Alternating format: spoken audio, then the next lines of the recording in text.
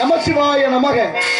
வாடினேன் வாடி வருந்தினேன் மனத்தால் பெருந்துயிர் இடும்பையில் பிறந்து கூடினேன் கூடி இளையவர் தம்மோடு அவர் தரும் கல்வியை கருதி ஓடினேன் ஓடி உயர்வென்னும் பெரும்பதம் தெரிந்து நாடினேன் ஆடி நான் கண்டு கொண்டேன் நாராயணா என்னும் நாமம் என்று விஷ்ணுவின் ஆட்சியத்தால் மூவுலகம் சென்று மும்மூர்த்திகளை கண்டு கீர்த்திகள் அனைத்தும் பெற்று எம்பெருமான் முருகப்பெருமானை கண்டு தொண்டு செய்யும் வண்ணமாக அழகு மலையாகி வேள்விமலை சாரலுக்கு வந்து விட்டோம்.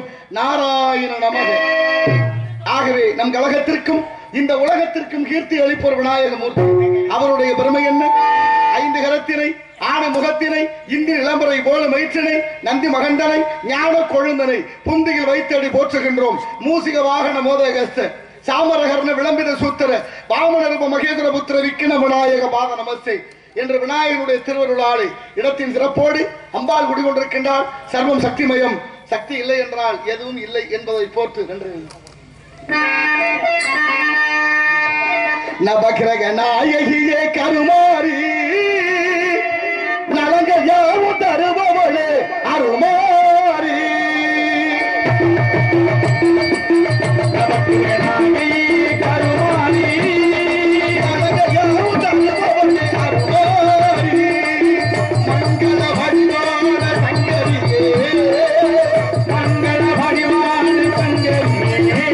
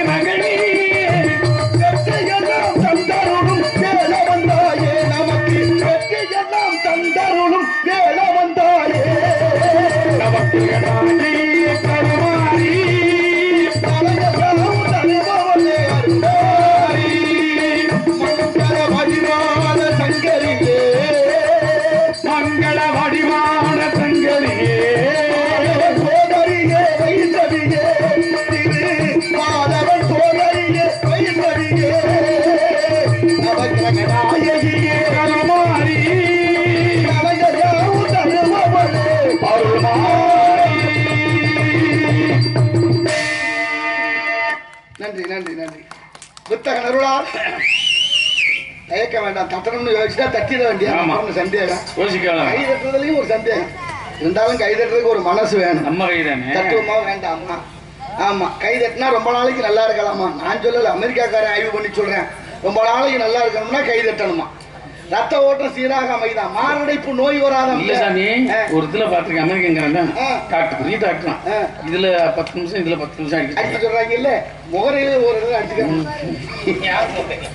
என்னத்தை சொல்றது, அப்படி போயிடுச்சு உலகத்தினுடைய நியதி. இருந்தாலும் வித்தக நருளால், விற்பத நருளால் தேவ யாகம், பிரம்ம யாகம், பிதுர் யாகம், சதுர் யாகம், புத்திர காமேசி யாகம், அஸ்வமேத யாகம், மானுட யாகங்கள், இப்படி பல யாகங்களை செய்துவிட்டால் கிடைக்கும் யோகம். யோகத்துக்கு விரோதியோ செய் போகம். போகத்தை மறந்து யாகத்தை செய்து யோகத்தை பெற்று அந்த யோகத்தாலே உள்ளம்பரிய கோயில், ஊனுடம்பை ஆலயம், வல்லபிரானார்க்கு வாய் கோபுர வாசல், கள்ளப்புலனைந்தும் காணா மணிவிளக்கே தெல்ல தெளிந்தாருக்கு சிவனே சிவலிங்கம் என்று திருமூலர் திருமந்திரத்திலே பாடுகிறார். உள்ளங்கோயில் உடம்பு ஆலயம், மூச்சு காத்தே சிவலிங்கம். அப்படின்னா என்ன அர்த்தம்?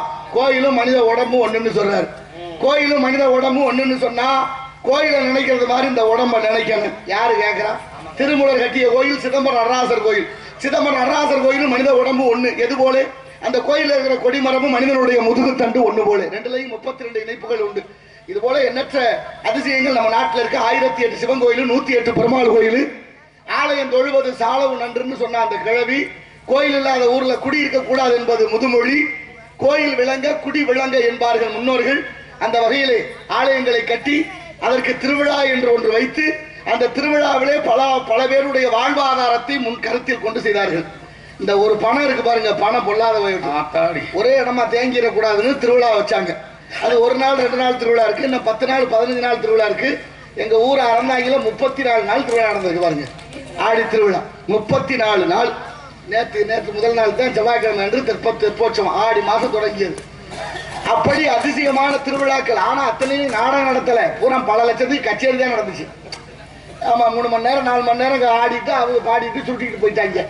ஆமா, லட்சக்கணக்கில் நாடகத்துக்கு ஆடி கொடுக்க வலிக்குது. என்ன செய்யறது வாங்க, சில இடங்கள்ல அப்படி இருக்கு 8 மணி நேரம். ஆனாலும் இப்படி திருவிழா என்பதனுடைய அர்த்தம் என்ன? திருவிழா என்ற வாசகத்தை திருப்பினீங்கன்னா விழாதிரு. திருவிழா என்ற வார்த்தை விழாதிரு. மக்கள் வாழ்நாளில் வாழ்க்கையில் விழாமல் இருக்க வேண்டும் என்பதற்காகத்தான் ஆலயத்தை நிறுவி அதன் மூலமாக இந்த மக்களை நெறிப்படுத்த, மனிதன் செம்மையோடு வாழ, கடவுள் பக்தி என்ற ஒரு பயம் இல்லைன்னா மனிதன் செம்மதியாட்டு கூட்டம் மாதிரி இப்பவே மாறி போச்சு. அப்ப அதுக்கு காரணம் வேற விஷயம் தெரியும் சில பேருக்கு. ஆனாலும் பக்தியோடு நெறியோடு இருந்ததனுடைய விளைவு மூட நம்பிக்கைன்னு ஒன்று கொண்டு வந்து அதிகமா மூட நம்பிக்கையை புகுத்ததுனால பக்தியிலிருந்து விலகி கலாச்சார சீரழிவை இன்று கையாண்டு கொண்டிருக்கிறோம். பக்தி எப்படி இருக்கணும்? நெறியோடு. ஊருக்குள்ள முகூர்த்த கால் ஊண்டி காப்பு கட்டியாச்சுன்னா ஊரோட விரதம் இருந்தோம் இல்லையா? ஆமா, ஊருக்குள்ள கோயில் காப்பு கட்டியாச்சு திருவிழான்னா ஊரோட விரதம் இருந்தோம். விருந்தாடி வந்தவங்களும் விரதமா இருந்தாங்க. இன்னைக்கு அப்படி இல்ல. விரதமாவது ஒன்னாவது நீ என்னத்தையா பண்ணு, நாங்க செய்யறத செய்வோம்னு மது போதையில தான் திருவிழா பூரா நடக்குது. காப்பு கட்டிக்கிட்டே அப்படி சாப்பிடுறாங்க. இந்த நாள் ஒரு ஊருக்கு போன மதிய எடுப்பு உற்சவ திருவிழா. சுவாமியை சுமந்து பக்தர் வர்றாரு. சாமி ஆடி சாமி அந்த மது சுமந்து வருகிறார். அதுக்கு முன்னால ஒரு 25-30 இளைஞர்கள் ஆடிக்கொண்டே வருகிறார்கள். நான் கூட நினைச்சேன் இந்த ஊர்ல தான் பக்தி ரொம்ப நல்லா இருக்கும் போல இருக்கு அப்படின்னு நினைச்சேன். கடைசியா பார்த்தா 25 பேரும் போதையில தான் ஆடி இருக்காங்க. இங்க போய் சொல்ல. ஆனால் இந்த மக்கள் அத்தனை வேடிக்கை பார்த்து கொண்டுதானே இருக்கிறோம். இருந்தாலும் இந்த உலகத்தினுடைய நீர் என் தென்னாடுடைய சிவனை போற்றி, எந்நாட்டவர்க்கு இறைவாக போற்றி, காவாய் கனக திரளை போற்றி, கைலை மலையானே போற்றி போற்றி என்று தென்னாடுடைய சிவனை போற்றி. ஏன் சிவபெருமானுக்கு 12 லிங்கம் சோதிலிங்கம் சுயம்பு ஒண்ணு மட்டும்தான் நம்ம தமிழ்நாட்டில் இருக்கு. பாக்கி 11 வடநாட்டில் இருக்கு. ஆந்திராவில இருந்து ஆரம்பிச்சு கேதார்நாத் வரைக்கும் இருக்கு. ஒன்னே ஒண்ணு தமிழ்நாட்டில் இருக்கு, குறிப்பா தென்னாட்டில் இருக்கு. அதை விட குறிப்பா ராமநாதபுரம் மாவட்டம் ராமேஸ்வரத்தில் இருக்கு. அப்படி ராமேஸ்வரத்தில் இருக்கக்கூடிய அந்த ராமநாத சுவாமி சுயம்பு தானாக தோன்றியது. அப்படி சுயம்பு லிங்கம் தென்னாட்டுக்கு வந்ததுனால சிவனுக்கு அவ்வளவு பெருமையா. தென்னாட்டுக்கு வந்தவருக்கு அவ்வளவு பெருமைனா தென்னாட்டுல பிறந்த நமக்கெல்லாம் எவ்வளவு பெருமை இருக்கும். அதை நினைக்கணுமா வேண்டாமா? அதை பத்தி சிந்தனை இல்லை. ஆனாலும் இந்த இடத்தினுடைய சிறப்பை பார்க்கின்ற பொழுது எல்லாம் இறைவன் திருவருளாலே நல்ல விதமாக நடக்க நாமும் பயணிப்போம்.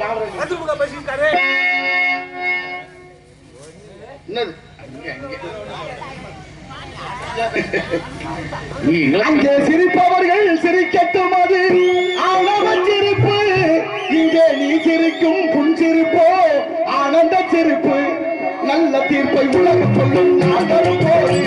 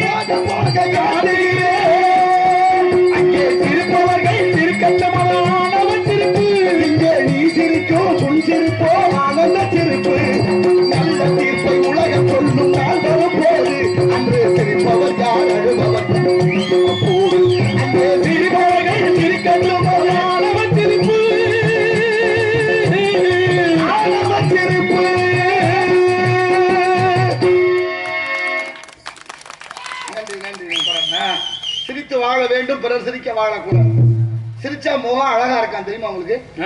சிரிச்சா முகம் அழகாகுமா? எங்க ஐயா சிரிச்சாண்டா வேற மாதிரி போயிடும். ஆமா, சிரிச்சா அவன் சிரிச்சாண்டா பயமா இருக்கு. யார் சிரிச்சா? கூணுச்சாமி காட்டுல இருக்கிற வெறும் மாதிரி. சூர்பனகேன்னு ஒருத்தர் இருந்தா, ராமாயணத்துல கேள்விப்பட்டிருக்கலாம்.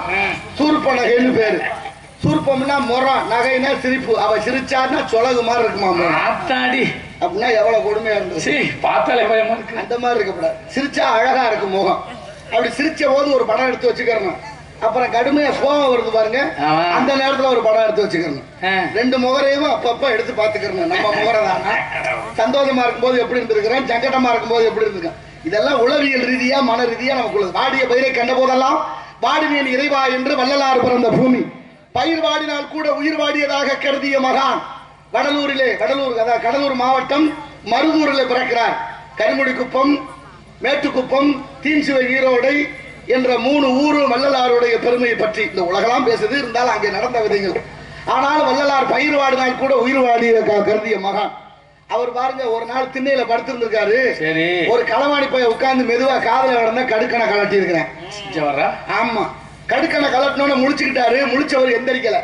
சரியதான் இல்லாத வெளியும் போயிட்டு போறேன், போ எடுத்துக்கிட்டு போட்டுன்னு படுத்திருந்திருக்காரு. அப்புறம் அவருக்கு ஒரு யோசனை வந்திருக்கு. ஒத்த கடுக்கனை விற்க கொண்டு போனா வாங்குறவர் என்னையா ஒரு கடுக்கனோட வந்திருக்கேன், இன்னொரு கடுக்க எங்கன்னு கேட்பாரு. சந்தேகப்படுவேன். என்னத்தையாவது உளறிட்டான்னா திருடு எனக்கு தெரிஞ்சுக்குவேன், அப்புறம் மாட்டிக்கிடுவாங்க. குடுக்கறது ரெண்டையும் கொடுத்துருவோம் அப்படின்னு தூக்கத்திலே புரண்டு படுக்கிற மாதிரி புரண்டு படுத்தானா. அவர் புரண்டு படுத்தோன்னு இவன் உட்கார்ந்து அழுக ஆரம்பிச்சிட்டான். திருந்திட்டான், மனசு மாறிடுச்சு. இப்ப வள்ளலார் வந்துருச்சு. யாருப்பா நீ இங்க உட்கார்ந்து அழுகிறீ, என்ன விஷயம்னாரு. ஐயா, திருட வந்தேன், எனக்கும் கருணை புரிய, நீங்க தூக்கத்திலே புரண்டு படுக்கிற மாதிரி படுத்தீங்க பாருங்க. அப்பவே என் மனசு மாறிடுச்சு, இனிமே இந்த தவறு செய்ய மாட்டேன், என்ன மன்னிச்சிருங்கன்னு கும்பிட்டேன். வள்ளலார் உடனே, நீ கும்பிடக்கூடாதுப்பா, நான் தான் உன்னை கும்பிடணும், நீ என்ன மன்னிச்சிருப்பான். எதுக்கியா நான் அப்படியா மன்னிக்க முடியும் உங்களை? இல்லப்பா, இவ்வளவு நாளா அந்த தோடி என் காதுல இருந்துச்சு, வயிற கடுக்கேன், எனக்கு தேவைன்னு நினைச்சு இவ்வளவு நாளா இருந்துட்டேன். இப்பதான் புரியுது இதுவும் உனக்கு உதவாது என்று உணர்த்த வந்த கடவுளப்பா நீ. அதனால நீ தான் என்ன பண்ணிக்கணும், நான் உன்னை கும்பிடணும். நேரம் மனசு யாருக்காவது வருமா? இப்படி ஒரு மனசு வருமா? ஒரு சென்னையில ஒரு நாள் தங்கி இருக்கிற போது ஒரு வீதி வழியா எப்போதும் போற வழக்கம். அவர் போற வீதி வழியில ஒரு திண்ணையில ஒரு வீட்டுல உட்கார்ந்துக்கிட்டு ஒரு நிர்வாண சாமியாரு போற வார ஆளுகளை திட்டிக்கிட்டே இருந்திருக்காரு. நாய் போகுது, நரி போகுது, பன்றி போகுது, கழுத இப்படி ஏதாவது ஒண்ணு சொல்லி திட்டுறது. அப்ப வள்ளலாருடைய சீடர்கள் சொன்னாங்களா அந்த பாதையில போக வேண்டாம். ஏப்பா ஒருத்தர் தப்பு தப்பா பேசுறாரு, நம்ம போனா நம்மளே ஏதாவது சொல்லுவேன் அப்படின்னு நினைச்சு சொல்ல வள்ளலார் சொன்னாரா அப்படிலாம் மாத்தி போக முடியாது, நம்ம எப்போதும் போற பாதையில போவோம், அதனால ஒன்னும் யோசிக்க வேண்டாம் போவோம்னு போனாங்களாம்.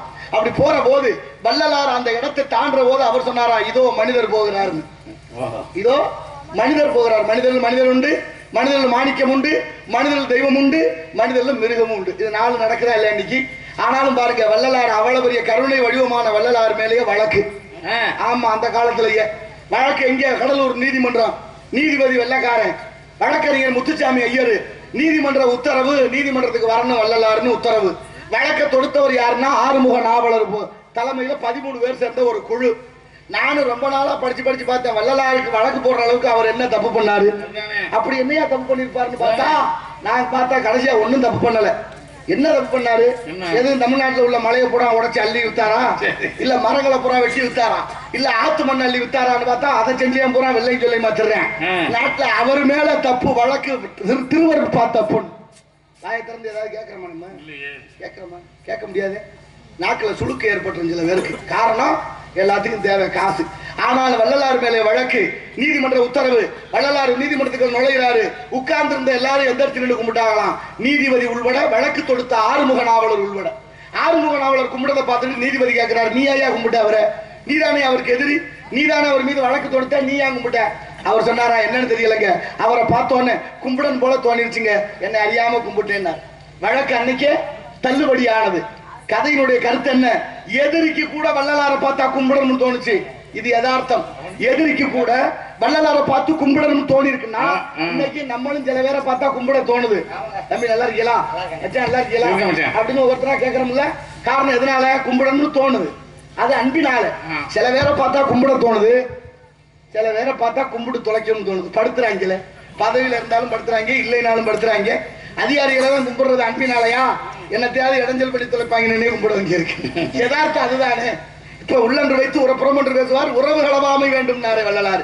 அப்பேற்பட்ட வள்ளலார் பிறந்த பூமியில நடப்பதெல்லாம் நினைச்சு பார்த்தா வேதனையா இருக்கு. இருந்தாலும் மனிதன் எல்லாத்தையும் மாத்திட்டோம். மாத்திரமா? ஓரறிவு முதல் 6 அறிவு உழைத்தது.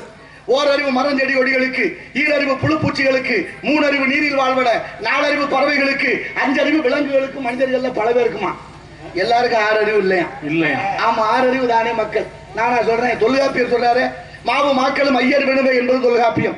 மக்களும் விலங்கு ஒண்ணுன்னு கம்பரே பாடுறாரு. சில வீட்டுல போய் கேட்டு பாருங்க, ஏமா உங்க வீட்டுக்காரங்க அதை நாங்கிட்டு தான் தெரியும், அப்புறம் வரும் அதுதான். அப்படின்னா என்ன அர்த்தம்? தமிழ் இலக்கணம் நமக்கு எவ்வளவு உயர்ந்த பேர் வச்சிருக்கு பாத்தீங்களா? அதுன்னு பேர் வச்சோமா? ஏன்? ஆடு மாடு அட்டை அரணை பாம்பு பள்ளி ஒட்டாங்க ஓன அத்தனை இந்த வடிவத்தில் வளர வைத்தான் இறைவன். மனிதன் ஒருவனைத்தான் மேல் நோக்கி வளர வைத்தான். அதனால்தான் இலக்கணம் நமக்கு உயர்திணை என்று பெயர் வைத்தது. அப்படி உயர்திணை என்றால் எதிர்ப்பதன் தாழ்வுன்னு தானே சொல்லணும். சொல்லல, அக்தினைன்னு பேர் வச்சான். ஏன்னா தமிழன் உயர்ந்த நோக்கமும் உயர்ந்த எண்ணமும் கொண்ட தமிழர்கள், இந்த உலகத்துக்கே வீரமும் தமிழும் கற்றுக் கொடுத்தவர்கள், நாகரிகத்தை கற்றுக் கொடுத்தவன். இன்னைக்கு கீழடி ஆய்வு சொல்லுது, அகழாய்வு. கீழடி சிவகங்கை மாவட்டம் மதுரை ஓரத்தில் கீழடி. அந்த அகழ்வாய்வு சொல்லுது 3000-4000 ஆண்டுகளுக்கு முன்னாலே தமிழர்கள் நாகரிகத்தோடு கழிவற கட்டி வாழ்ந்ததாக வரலாறு சொல்லுது. நான் கேட்கிறேன், இன்னொரு 100-200 வருஷம் கழிச்சு இந்த பூமியை தோன்றுனா என்ன கிடைக்கும் நமக்கு? பிராந்தி பாட்டில் தான் கிடைக்கும். கேவலம் அல்ல. தோன்ற ஆளு என்ன நினைப்பாங்க, மொத்தமும் தமிழ்நாட்டுல மொடா குடியாரங்க வந்தாங்கன்னு கேவலம் நினைக்க மாட்டாங்க. நீங்க குடிங்க, குடிச்சு வர போங்க, அது தேவையில்லை. அந்த போத்தலை போட்டு கண்ட இடத்துல உடைக்கிறீங்களே நியாயமா? நாளைக்கு நீங்க மிதிக்கலாம், உங்க உறவினர்கள், சொந்த பந்தம், தாய புள்ள அக்கா தங்கச்சி யாரோ ஒருத்த மிதித்தால் விளைவு என்னாகும்? 100 நாள் வேலைக்கு போன என் தாய்மார்களுடைய காலில் எத்தனை பேருக்கு பீஞ்சா வெட்டிக்கு தெரியுமா? நடந்து நேற்று மதுரையில பாத்தீங்களா, பெரியார் பேருந்து நிலையத்துல மழைக்கு ஒதுங்க கை குழந்தையோடு வந்த பெண்கள் தோண்டி வச்சிருந்த தண்ணி கிடந்த பள்ளத்துல பள்ளமும் தெரியாம விழுந்துட்டாரு தெரியுமா? பாத்தீங்களா? அப்படின்னா தோண்டின பள்ளத்தை 3 நாள்ல சீக்கிரத்துல. அப்ப எவ்வளவு பெரிய விபத்து நடந்ததுக்கு அப்புறம் அதை தேடி நீ வருமுன் காவாதான் வாழ்க்கை எரிமுன் வைத்தூர் போல கெடும்னாரு வள்ளுவர். அந்த சிந்தனையே எல்லாம் போச்சு. தமிழர்கள் எல்லாம் தரிகட்டதனமா எங்க போய் சொல்ல. ஆனாலும் ஒன்னே ஒண்ணுதான் கேட்பேன், அந்த இடத்துல போட்டு உடைக்காதே. ஒரு இடம் பாக்கி இல்ல தமிழ்நாட்டுல பாட்டில் போட்டு உடைக்காத இடம் அவ்வளவு இருக்கு. இருந்தாலும் எல்லாம் தெரிஞ்ச மனிதனுக்கு ஒண்ணு மட்டும் தெரியல. வயல்நாடு யாவும் இருக்கா? கேரளா வயநாடு நிலச்சரிவு நிலம் சரிஞ்சிச்சு. எதனால சரிஞ்சிச்சு? மனிதனுடைய பேராசையால. மனிதன் பண்ணி வச்ச அக்கிரமம் அத்தனையும் மொத்தமா சேர்ந்து நல்லவனை அழிச்சு கெட்டவனை அழிச்சிருச்சு. 1 மணிக்கு தூங்க 1 மணிக்கு ஆரம்பிச்சு 3 மணிக்குள்ள எத்தனை பேருடைய உயிரை காவு வாங்கி விட்டது.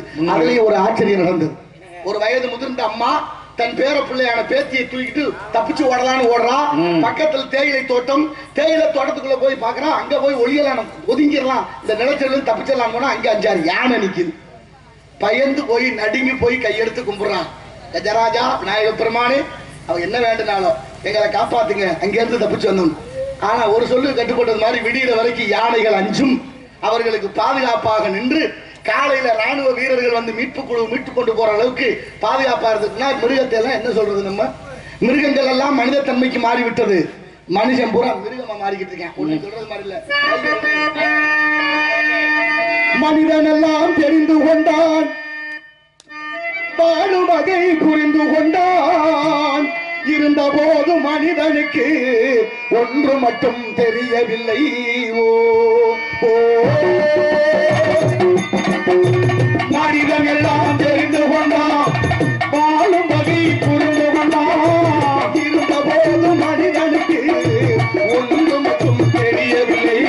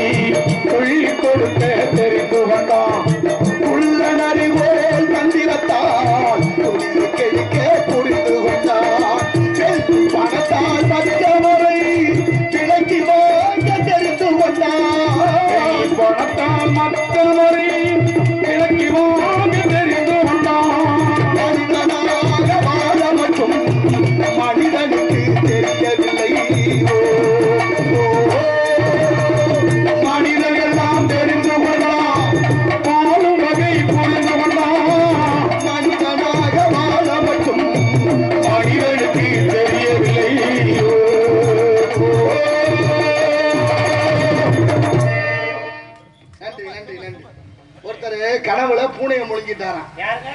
ஒருத்தர் தூங்கும் போது கனவுல பூனைய முழுங்கிட்டான். சரி, கனவுல பூனைய முழுங்கணும்னா பயந்து எந்திரிச்சிட்டா வேகமா. ஆஹா பூனைய முழுங்கி விட்டமே அப்படின்னு பதறனா வயிற்றுக்குள்ள பூனை இருக்கிற மாதிரியே அவனுக்கு ஒரு உணர்வு. கனவு சில பேருக்கு மன ரீதியா பாதிப்பு ஏற்படும்ல, அதுக்கு மகாபாரத கதையெல்லாம் சொல்லலாம், சுருக்கமா சொல்றேன். இப்ப அவர் என்ன பண்ணாரு, பதறி போய் பொழுது விடியட்டி எப்படியாவது பூனை வயிற்றுக்குள்ள பயந்து தூக்கமே இல்லை. அதுக்கப்புறம் பொழுது விடிஞ்சது ஒரு மருத்துவரை பார்த்து போய், ஐயா நேற்று இரவு கனவுல ஒரு பூனையை முழுங்கிட்டேன், வயிற்றுக்குள்ள படாத பாடு வருதுயா, அதை எப்படியாவது எடுத்துருவோங்க. அந்த ஆளுக்கு ஒரே என்ன கனவுல முழுங்கல பூனை எடுக்க சொல்றானே, சரி ஏதும் படுறா அப்படின்னு சொல்லி இந்த நிழல் படம்னு ஒண்ணு எடுப்போம்ல. நிழல் படம்னா என்ன? எக்ஸ்ரே.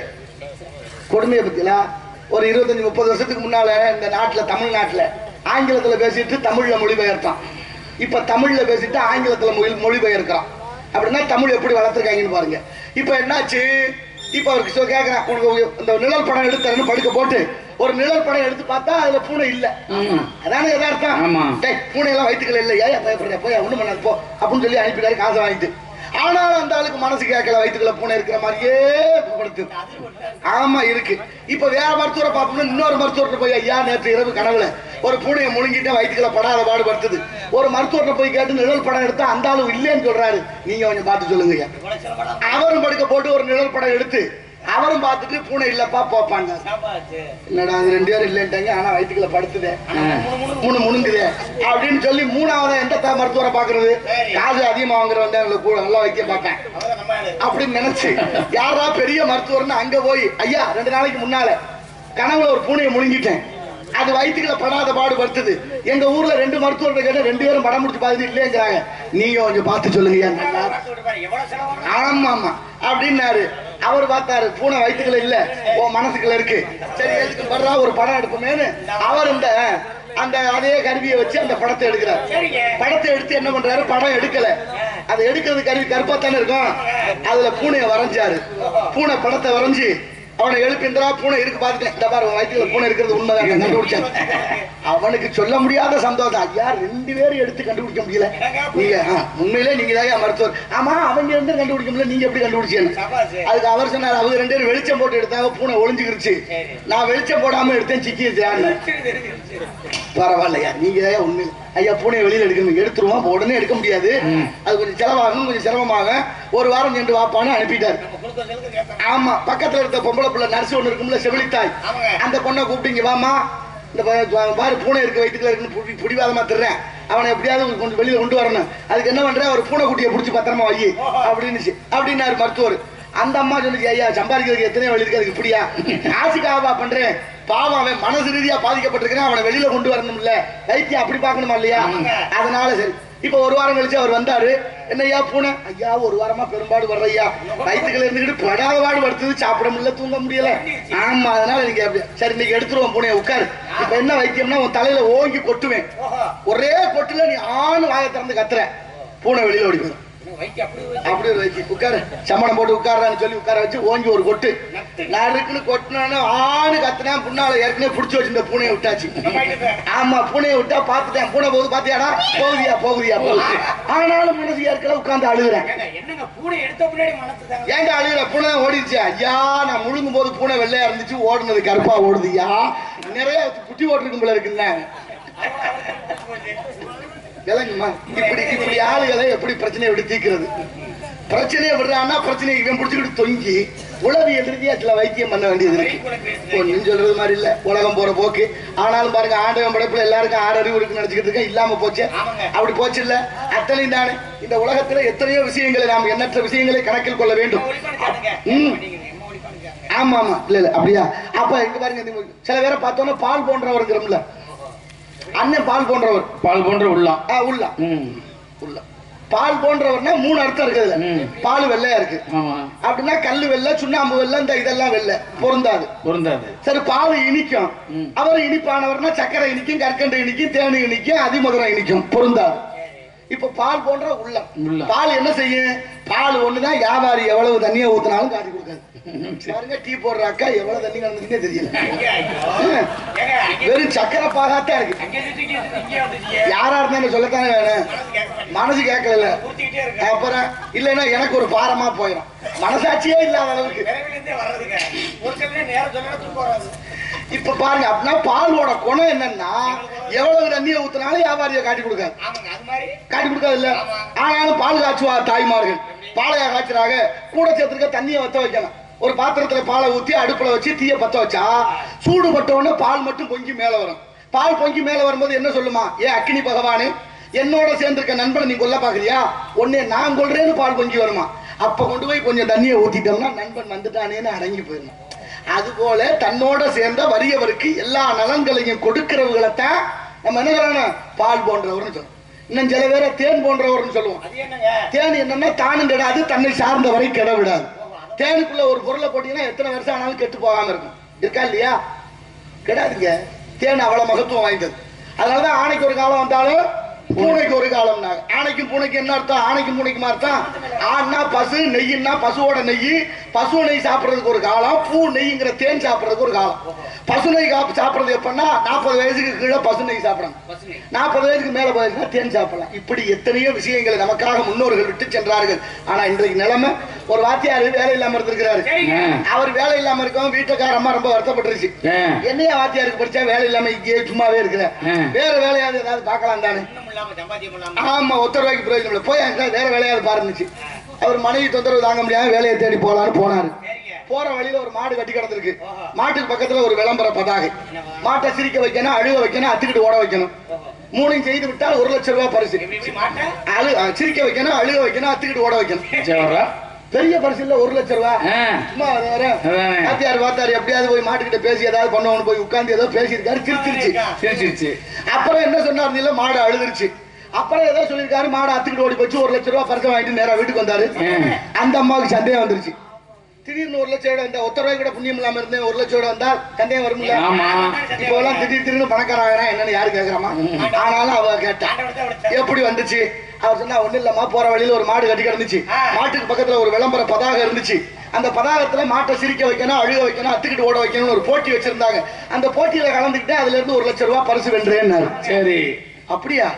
மாடு சிரிக்கிற அளவுக்கு நீ என்னையா சொன்ன? அப்படி அந்த அம்மா கேட்டா, ஒண்ணு இல்ல, மெதுவா மாட்டு பக்கத்துல போய் உட்கார்ந்து, என்ன தெரியுதா நான் தான் வாத்தியாருன்னு. சரி, அது நக்கலா சிரிச்சு, நீ எல்லாம் வாத்தியாராங்க அப்படின்னு என்னை பார்த்து நக்கலா சிரிச்சு. அப்புறம் கேட்டேன், ஏன்னா நீ பாட்டி என்னை படுத்தின கஷ்டத்தையும் நான் பட்ட கஷ்டத்தையும் சொன்னேன். அதுக்கே தாங்க முடியாம கண்ணீர் விட்டு அழுதுருச்சு. அப்புறம் கேட்டேன், ஒரு வாத்தியார் வேலை இருக்கு என்ன வரியா? போதும்டா சாமின்னு அத்துக்கிட்டு ஒரே போச்சு. நிலைமை எப்படி ஆகி போச்சு? வாத்தியார்களுக்கு கிளம்பிடுச்சு. ஆசிரியர்களுக்கு மாணவர்களுக்கு உள்ள ஒற்றுமை ஏன் இவ்வளவு விரிவடைஞ்சிருக்கு? எத்தனை ஆண்டுகளுக்கு பிறகு இவ்வளவு விரிவடைஞ்சு? பதில் சொல்லுங்க. ஆசிரியர்களுக்கு நான் எல்லாம் பள்ளிக்கூடத்துக்கு போன என்னை தேடி வீட்டுக்கு வந்தாரு. மாத்தியார் தேடி வந்தாரு. பள்ளிக்கூடம் நான் ஒரு நாள் போகலைன்னா என்னை தேடி வீட்டுக்கு வந்தாரு. இன்னைக்கு எந்த வாத்தியாராவது வீட்டுல வந்து பிள்ளை ஏன் அனுப்புன்னு கேட்கறாரா? இல்ல. வாத்தியார்களுக்கு மாணவர்களுக்கு உள்ள உறவு ஏன் இப்படி விரிவடைந்து போனது? யார் காரணம்? விரிவடைய செய்து கொண்டிருக்கிறார்கள். காரணம், இங்க பல வேலை நடக்குது. மக்களை ஒற்றுமையா இருக்கக்கூடாது, மக்கள் அமைதியா இருக்கக்கூடாது, மக்கள் விழிப்பு பெற்றக்கூடாது, மக்கள் புத்தியோட பொழைச்சிடக்கூடாது, மக்களுக்கு விழிப்புணர்வு வந்துட்டா பதவிக்கு ஆபத்துன்னு பல பேர் இந்த வேலை பார்த்துக்கிட்டு இருக்கேன். உங்களுக்கு தெரியுமா அந்த கதையெல்லாம்? ஹிட்லர் சொல்றேன், மக்களை பதட்டத்தோட அவருடைய உதவியாளர் கேட்கிறேன், ஏயா பொதுமக்கள் அந்த பாடுபடுத்தி வைக்கிற? பாவம் இல்லை, அப்பாவி மக்கள். அப்பாவி மக்கள் எப்போதும் அப்படியே இருக்கணும். ஏன்னா அவர்கள் தெளிவடைந்தார்கள் என்றால் நம்மளுடைய பதவிக்கு ஆபத்து. இது உலக நாடுகளே கையாண்ட வரலாறு தெரியுமா? அப்புறம் இதுல என்ன பொய் என்ன இருக்கு? அப்புறம் பாருங்க, வாத்தியாரோட நிலைமை அப்படி ஆகி போச்சா?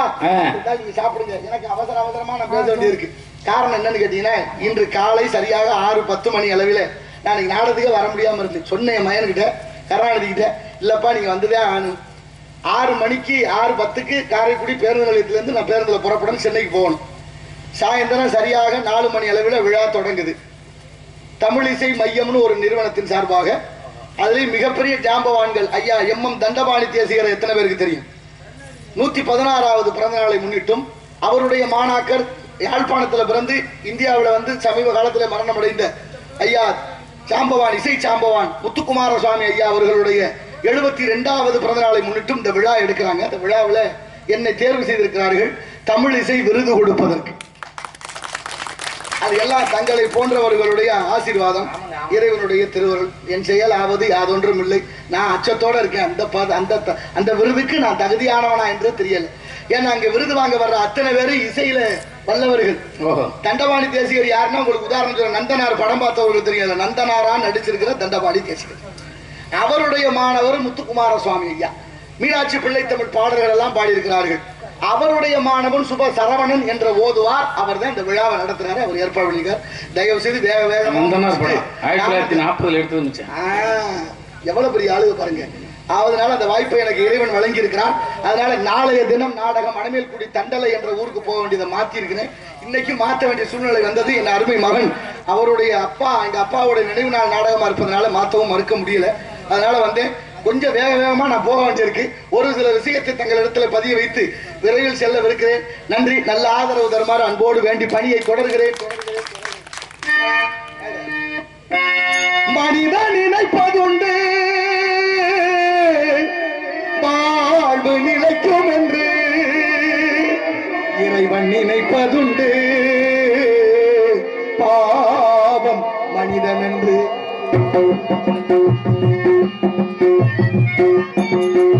மனிதன் நினைப்பதுண்டு வாழ்வு நிலைக்கு என்று.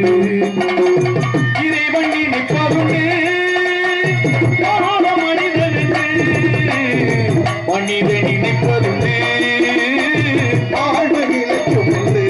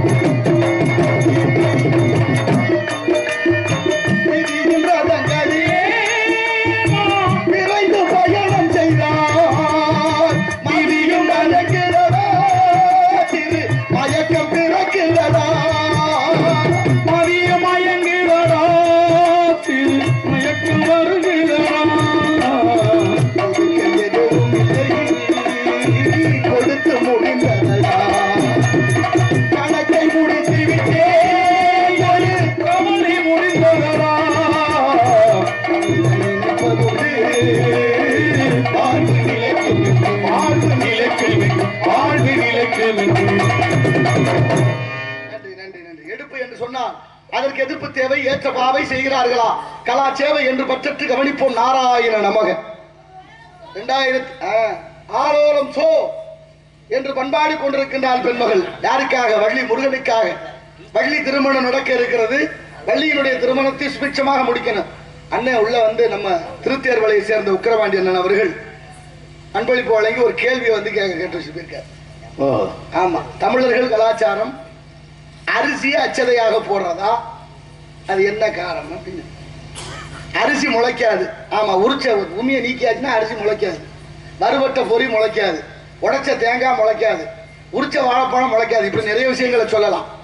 ஆனாலும் அரிசியையே அச்சதையா போடுறோம், அது சரியா அப்படின்னு கேட்கிறேன். அரிசியை வெறுமனே போட்டிருந்தா போடுற இடம் வேற.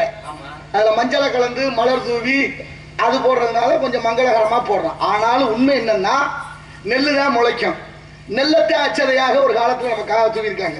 இந்த அச்சதைங்கிற வார்த்தையை பிடிச்சிங்கன்னா தெரியும். சதைனா குத்துவது, அச்சதைனா குத்தப்படாதது. நெல்லை ஊற வச்சு உரிச்சு அதுல மஞ்சள் தடவி மலர் சேர்த்து அப்படித்தான் கொண்டு வந்திருக்காங்க. இன்னைக்கு தான் அவசர கதியில எல்லாத்தையும் வேறு விதமா போயிருச்சு நாகரிகங்கிற பேர். அண்ணே அதை வந்து கேட்டாரு. 2 விதம் இருக்குன்னா, அந்த அரிசியை பச்சை அரிசியை கொண்டு போய் போடுறது அது வேற இடத்துல, அது மயான கரையில சிறு சொடலையில. அடுத்து அரிசியில மஞ்சளை கலந்தாச்சுன்னா அது மங்களகரமான பொருளாக மாறி விடுகிறது. 2, அதை விட முளைக்காத அரிசிங்கிறது எல்லாருக்கும் தெரியும், நெல்லு தான். அதுலயும் உரிச்சு முனமுறியாத அரிசி தான் போட சொல்லியிருக்காங்க. அதே நேரத்துல அந்த அரிசியை உரிக்காமல நெல்லும் போடுவது வழக்கமாக இருந்திருக்கு தமிழர்களுக்கு. அது உண்மை, அதுல எந்த மாற்றமும் இல்லை. ஆனா இன்னைக்கு மண்டபங்கள்ல திருமணத்தை வச்சுட்டு வரிசையா எல்லாரும் பின்னால் நிக்கிறோமா, எல்லாரும் கையிலையும் இந்த அச்சதையை கொடுத்துருவாங்க. அங்க கெட்டி மேளம் மேல ஆடுறது. அது ஐயர் அந்தனர் சொன்ன உடனே இங்க இருந்து வீசுறது. அது வந்து வாழ்த்துறது. அதுக்கு பேரு மாப்பிள்ளை பொண்ணு மணப்பொண்ணு தலையில போய் விழுகுதா இல்லையா பின்னால நிக்கிற ஆளு தலையில எல்லாம் வேற இல்லாம மங்களகரமா சில கலாச்சாரங்களை நம்ம இழந்துகிட்டே இருக்கோம். நீங்க அதனால 5 லட்சம் பேருக்கு தமிழ் எழுத படிக்க தெரியல தமிழ்நாட்டுல, தெரியுமா? தமிழ்நாட்டுல 5 லட்சம் பேருக்கு தமிழ் எழுத படிக்க தெரியவில்லை. எவ்வளவு பெரிய வேதனை! தமிழர்களாகிய நாம வைக்க தலைகுனிய வேண்டாமா? தமிழ் எவ்வளவு உயர்ந்த மொழி, எவ்வளவு உன்னதமான மொழி, இந்த தமிழ் நம்மை வாழ வைத்த மொழி, இந்த உலகத்துக்கே மூத்த மொழி. ஆனாலும் தமிழ்நாட்டுல தமிழ் எழுத படிக்க தெரியாம 5 லட்சம் பேர். நீங்க ரொம்ப வேண்டாம், பொண்ணு கொடுத்தவோ பொண்ணு எடுத்தவோ சந்திக்கிறோம். எப்படி கூப்பிடுறோம்? சம்மந்தி. வாங்க சம்மந்தி. ஆமா. அவரும் ஆமா சம்மந்தின்னு சோறு திரட்டு போறாரு. சம்மந்திங்கிற வார்த்தை தப்பு, உச்சரிப்பு. ஆமா சம்முனா நல்ல, மந்தினா குரங்கு, வாங்க நல்ல குரங்குங்கிறான். அவரும் ஆமா குரங்குன்னு சோறு திரட்டு போறாரு. அப்படியா கூப்பிடுறது? ஆமா சம்பந்தின்னு சொல்லணும். பந்தம் பானா வரணும் இங்க. சம்பந்தம், பந்தம்னா தொடர்பு. அப்ப சம்பந்தம் நல்ல தொடர்பு தானே, நல்ல உறவு தானே, அதனால சம்பந்தம்னு சொல்லணும். ரொம்ப வேண்டாம், தாமதமா வந்தா என்ன சொல்றான்? லேட்டா வர்றான். லேட்டுனா என்ன வார்த்தை? போனோம். அதனால என்ன இருக்கு? லேட்னா இறந்தவர்களை சொல். அந்த சொல்லு ஆங்கில சொல். லேட்டுங்கிறது ஆங்கில சொல். ஆனா அறியாத மக்கள், பாமர மக்கள் லேட்டுன்னு சொன்னா கூட பரவாயில்லை. இந்த நாட்டுலதான் அத்தனை அதிகாரிகளோட லேட்டுங்களா? எப்படி தமிழ் வளர்த்திருக்காங்க? இந்த கொடுமையை எங்க போய் சொல்றது? அப்ப என்ன அர்த்தத்துல என்ன நடந்துகிட்டு இருக்கு, ஏன் நடக்குது, அதை பத்தி ஏதாவது சிந்தனை? காலதாமதமா ஏன் வந்தீங்க? வள்ளுவர் கூட 133 அதிகாரத்துல காலம் அறிதல்னு ஒரு அதிகாரம் வச்சாரு. உங்களுக்கு தெரியுமா? இப்ப ஒரு விஷயம். என்ன விஷயம்? பாராளுமன்ற கட்டணம் ஒழுகிருச்சான். சரி. புதுசா பல்லாயிரம் கோடிக்கு லட்சம் கோடிக்கு கட்டின பாராளுமன்ற கட்டணம் ஒழுகி போச்சு. ஒரு 100 ரூபாய்க்கு பிளாஸ்டிக் வாளியை வச்சு அதுல தண்ணியை குடிச்சிட்டாங்க. கௌரவத்தை காப்பாத்திருச்சு. அங்கதான் அப்படி இங்க வந்தோம்னா காவிரியில ஒரு 6.5 கோடிக்கு ஒரு தடுப்பணை கட்டினாங்க. அது வந்த வெள்ளத்துல அடிச்சுக்கிட்டு போய் சுவாகா. இந்த நாட்டோட பெருமையும் இந்த நாட்டோட மகிமையும் வெளிச்சா பணம் பூரா தண்ணியில போயிடுச்சு. இல்ல எத்தனை பேர் சோத்துக்கோழி இல்லாம ரோட்ல திடுறேன், எத்தனை பேருக்கு வீடு இல்ல, எத்தனை பேருக்கு வாழ்க்கையில கட்ட துணி இல்ல, எத்தனை விஷயங்கள் இங்க எவ்வளவு பிரச்சனைகள் இருக்கு. ஆனா அந்த பிரச்சனைகள்லாம் வழி நம்ம கண்ணத்துக்கு பெரிய இடத்து போலாப்போ அரமணை கோழி முட்டை அம்மிகளை உடைக்கும். நம்ம அதெல்லாம் தாங்குமான்னு தெரியல. இருந்தாலும் ஆலோலம் சோ என்று பண்பாடி கொண்டிருக்கின்றார். இயற்கை சார்ந்த வேள்வி மலை சாரல், மலை சார்ந்த இடம். இங்க சட்டப்படி செஞ்சா தப்பு என்ன வேணாலும் பண்ணலாம். சட்டத்து கையில நம்ம வச்சுக்கிட்டோம்னா என்ன வேணாலும் செய்யும்.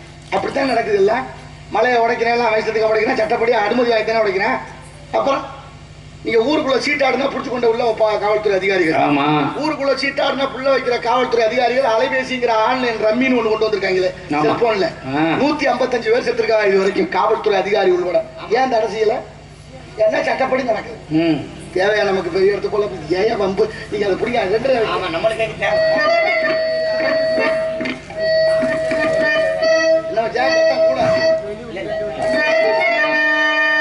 சந்திரனை கூப்பிடுங்க தாலாட்டு பாட, சூரியனை கூப்பிடுங்க சூறாக்கி போட. சந்திரனை கூப்பிடுங்க தாலாட்டு பாட, சூரியனை கூப்பிடுங்க சூறாக்கி போட.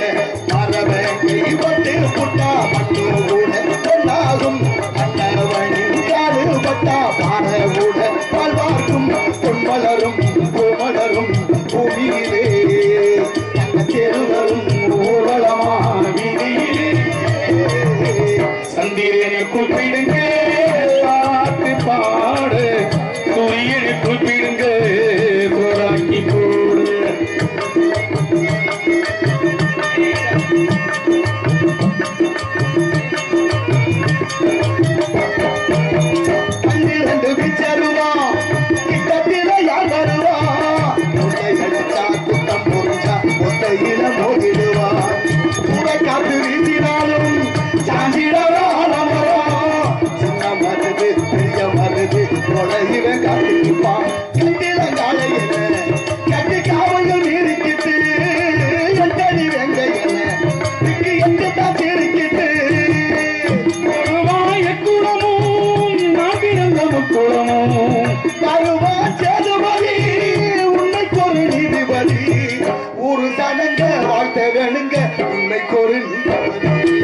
சந்திரனை கூப்பிடுங்க தாலாட்டு பாட, சூரியனை கூப்பிடுங்க போராட்ட போடு.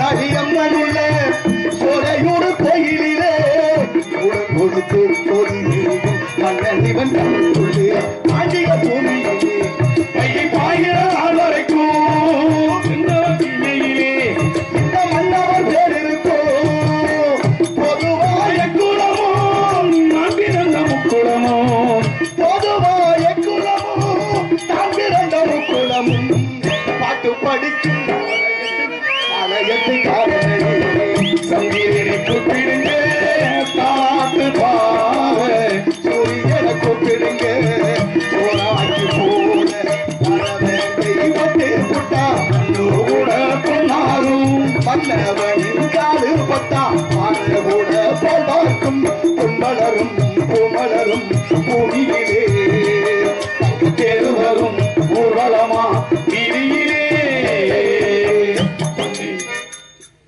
நன்றி நன்றி நன்றி நன்றி. இப்படியாக இந்த இடத்தினுடைய சிறப்பை இங்க அது மட்டும் இல்ல 5 லட்சம் பேருக்கு எழுத படிக்குது அது மட்டும் இல்ல 11ஆம் வகுப்பு 12ஆம் வகுப்பு பாடத்திட்டம் இருக்குல்ல அந்த பாட புத்தகத்துல தமிழ் மொழி பாடமா இல்ல எப்படி இருக்கு விருப்ப பாடமா இருக்கு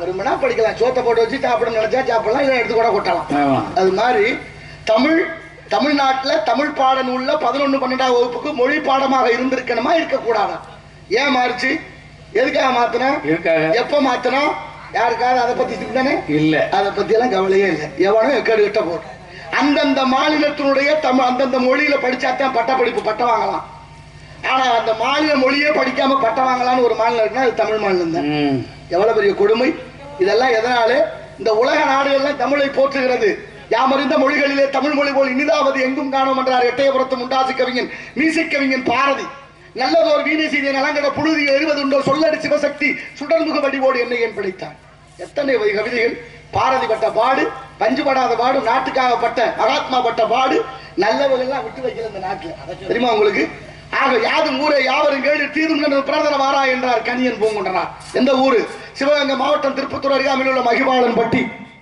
அப்ப சின்ன கிராமத்துல வந்த புறநானூற்று புலவன் பாடிய வாசகம் ஐநா சபையில இருக்கு உலக நாடுகள்லாம் 6 நாடுகளிலே தமிழ் அங்கீகரிக்கப்பட்ட மொழியாக இருக்கிறது தமிழ்நாட்டுல என்னவா இருக்குன்னு நீங்களே அவ்வளவு இருக்கு இருந்தாலும் அத்தனை விசாரிப்போம் யோசிப்போம் அத்தனை யோசிச்சாலும் ஆலோலம் சோ என்ற பண்பாடு கொண்டிருக்கின்றார் பெண்மகள் என்பதை பார்க்கின்ற பொழுது ஒன்றை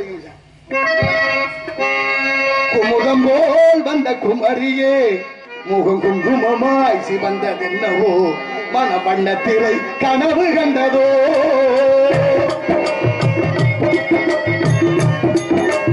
குமுதம் போல் வந்த குமரியே குங்குமமாய் சிவந்ததென்னவோ மன வண்ண திரை கனவு கண்டதோ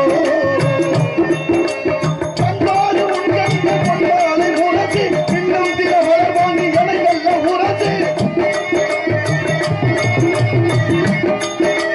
கண்டாறு உன் கண்ட கொண்டாலை உனக்கு இன்னும் திற வளர்வாங்கி எனை வெல்ல உரசு தினத்தந்தி அடிக்கின்றதே மூச்சு தீயா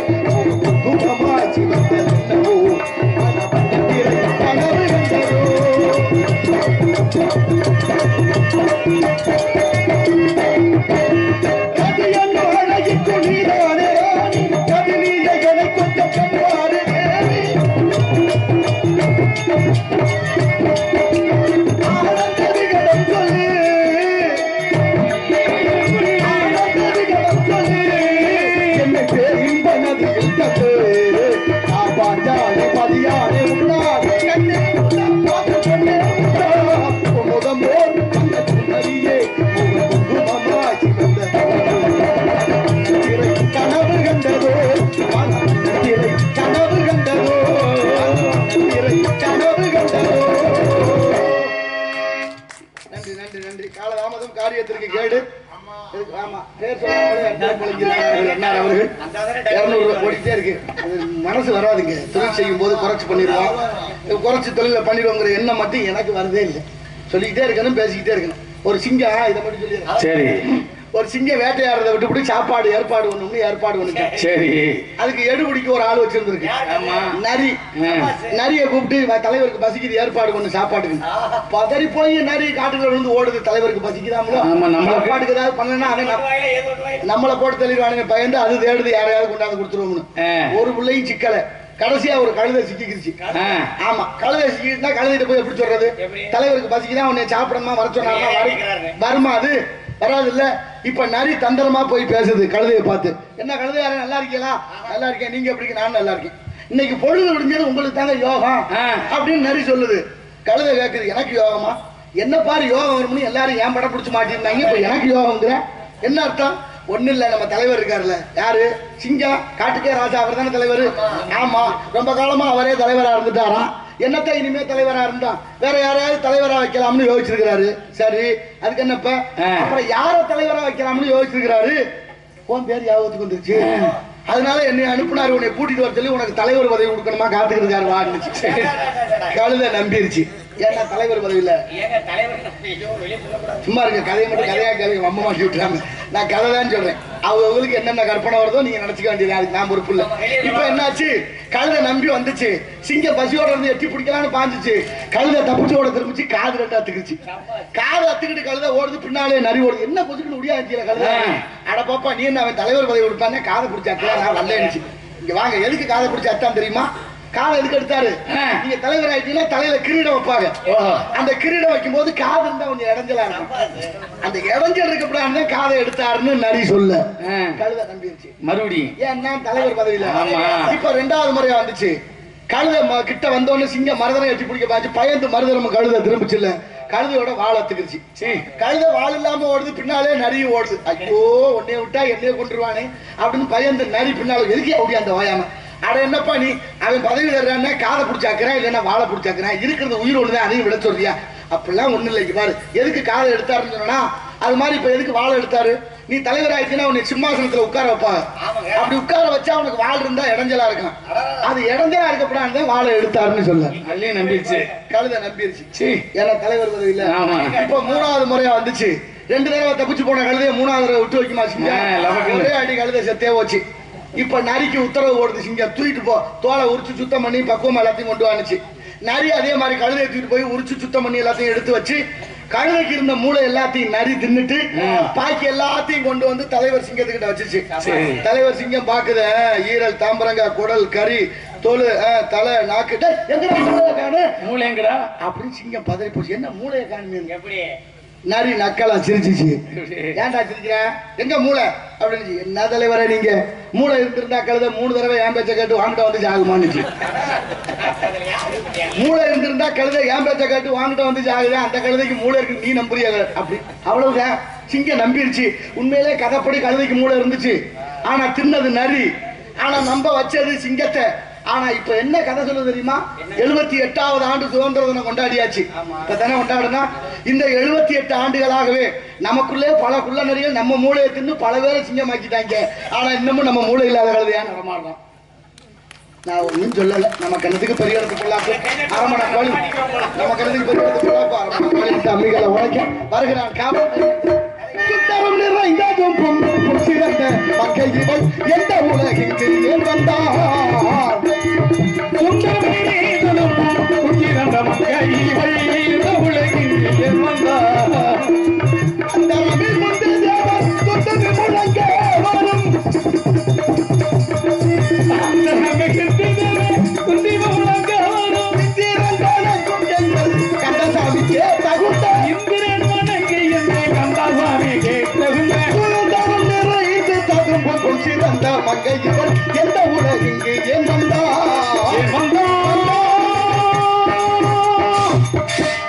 வருகிறார் காவலர்.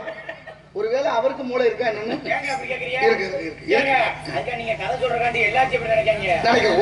நினைக்க கூடாது. ஆபிரகாம் லிங்கன் அமெரிக்க ஜனாதிபதியா இருந்த ஆபிரகாம் லிங்கன். சிங்கத்துக்கு மாதிரியே புளிச்சாமிக்கு மூளை இல்ல. கழுதைக்கு மாதிரி கழுதைக்கு இல்ல. அமெரிக்க ஜனாதிபதி ஆபிரகாம் லிங்கன் அவரோட எதிர்த்து போட்டியிட்ட ஒருத்தரோட பிரச்சாரத்துக்கு போறாரு. தேர்தல் பிரச்சாரம் சைக்கிள் காலத்துல 2 பேரும் ஒன்னாவே போயிருக்காரு. போய் இவர் ஓட்டு கேட்கறது எப்படி கேட்டிருக்காராம், ஐயா நான் வந்தா உங்களுக்கு நல்லது பண்ணுவேன், ஆனா நான் படிக்கல, ஆனாலும் உங்களுக்கு நல்லது பண்ணுவேன், நம்பி ஓட்டு போடுங்க. அவர் இருக்காரு, அவர் நல்லா படிச்சவர், அவர் நிறைய செல்வந்தர், அவரும் நல்லது பண்ணுவாரு, அவருக்கு போடுங்க. எங்க 2 பேர்ல யாருக்கு எப்படி ஓட்டு கேட்கிறாரு. 2 தலைவர்களும் ஆபிரகாம் லிங்கன் வரலாறு படிச்சவங்களுக்கு தெரியும். ஓட்டு கேட்கிறவரு எனக்கு போடுங்க, இல்லைன்னா அவருக்கு போடுங்க. ஆனா ஒரே ஒரு நிபந்தனை, ஓட்டு மட்டும் போடாம விட்டுறாது. என்ன ஓட்டு மட்டும் ஜனநாயக உரிமை போடாமல் விட்டு. இந்த நாட்டுல எத்தனை பேர் ஓட்டு போடாம இருக்கேன்? எவ்வளவு பெரிய கொடுமை. இங்க தவறு பண்றவனால இந்த நாடு கெடல, தவறு பண்றதை வேடிக்கை பார்க்கிற நம்மளாலையும் கெடுது. அதான் முக்கியம்.